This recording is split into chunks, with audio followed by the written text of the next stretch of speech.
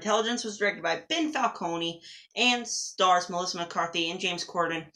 And it's about the most average woman on the planet. And when a artificial intelligence, superintelligence, decides to come see her to decide how humans live, to see if he should destroy humanity or save it, she must prove to him that humans are worth the universe. Guys, when this film came out, I heard a podcast on it on Pandora. Their reviews together. I really like listening to them. And yeah, so this film was on my radar at that time. I did not have HBO to watch Superintelligence. So I decided I was going to check it out when I got it. Here's the thing though. My family wanted to watch it with me, and of course, they never wanted to watch it until an hour after I posted my ranking of every 2020 movie I've seen. Families, am I right?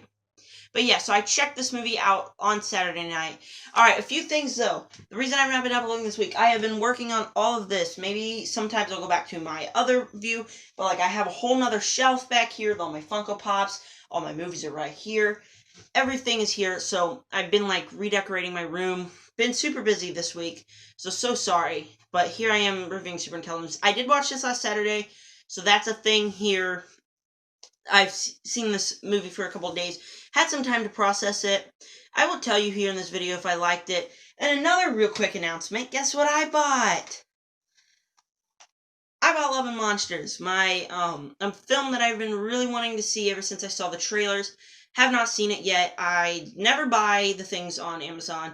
So I bought it with a Walmart gift card I got for Christmas.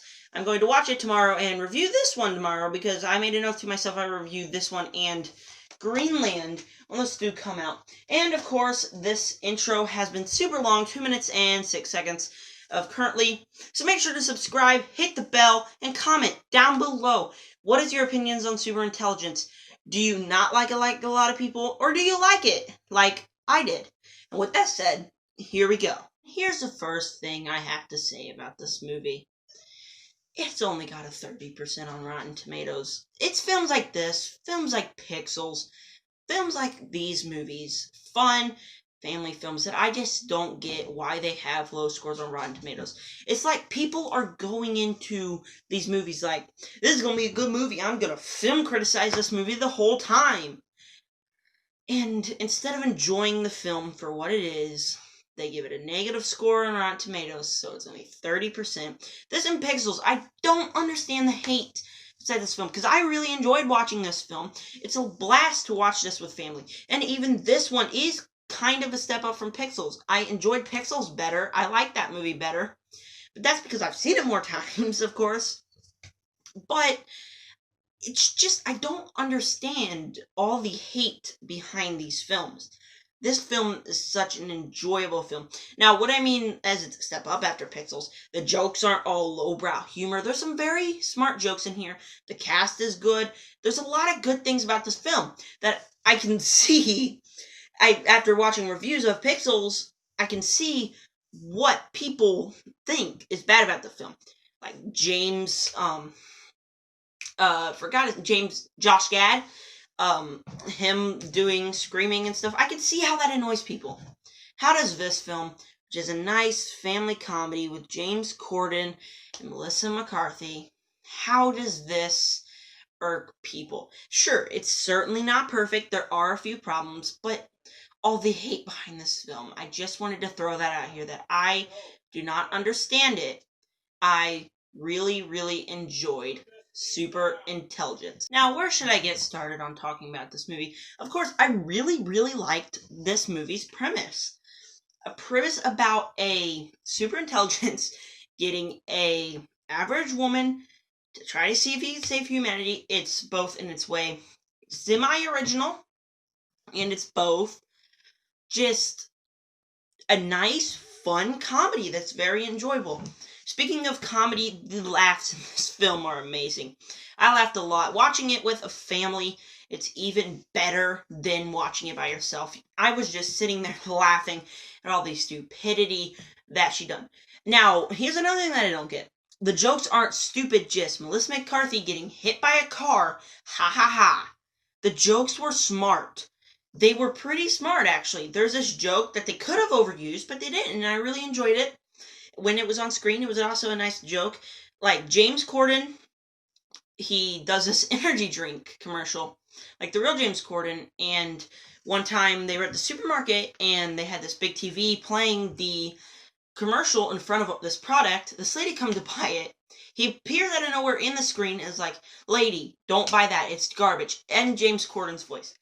A lot of the jokes like that, they land because they're not just bad, inappropriate humor. They're very funny jokes that really, really work. And that goes along with the premise. This premise makes it way for very good jokes to go along with a very good premise. The cast was also really good. Melissa McCarthy did well in this film as well. James Corden, they both had great chemistry with each other on screen. I loved seeing them there. And I believe that was the dad from Ant-Man in this film. Yes, I am legitimately looking this up.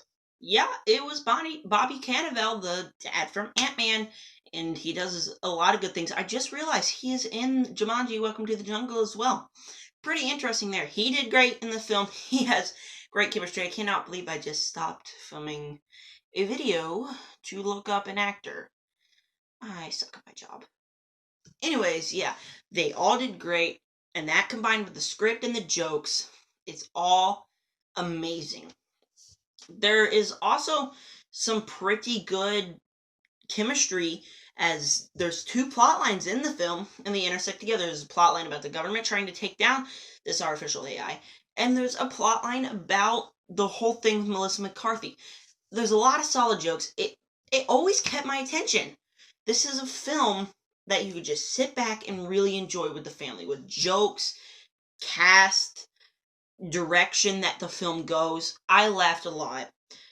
There's certainly worse things you could be watching on HBO Max. In fact, if I could put this on my 2020 film ranking, this would be kicking off my top 10.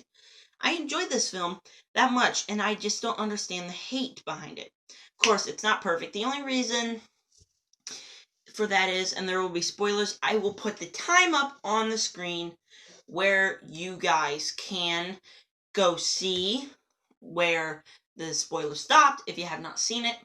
The time is whoom, and here we go. 31, we're talking about spoilers now about the ending.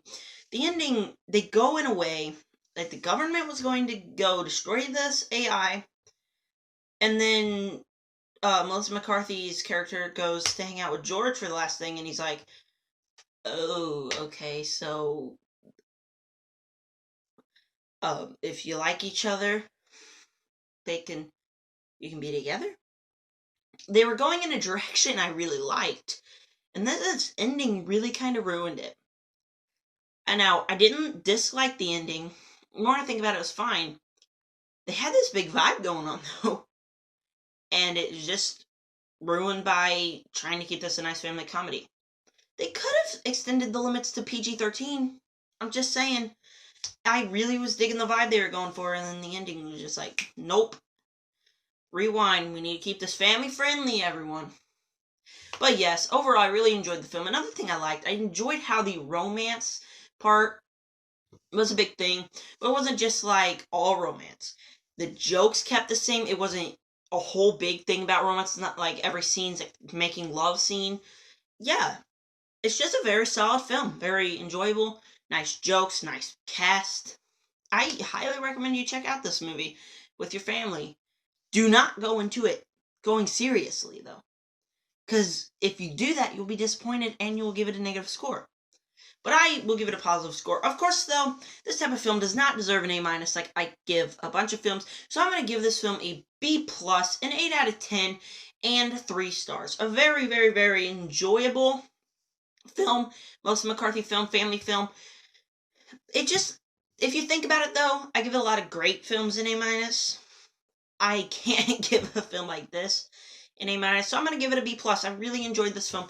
I highly recommend you go see it. Thank you for clicking on this video. Tomorrow, most likely, no promises, because you know I'm not good at keeping my promises, I will be reviewing one of my most anticipated movies of the year, Love and Monsters. It's now 2021.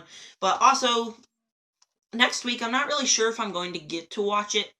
But Lockdown comes out. I know I'm going to be watching Outside the Wire, hopefully. And then the week after that, The Little Things comes out. So those 3 January movies I will review. The first reviews of 2021. But tomorrow, like I said, hopefully I will be reviewing Love and Monsters, the Dylan O'Brien movie. With that said, thank you for watching. Make sure to subscribe, hit the bell, comment down below what were your opinions on Superintelligence. I really did enjoy this film. We'll kick off my top 10 of the year. And with that said, thank you for clicking on this video. Peace out.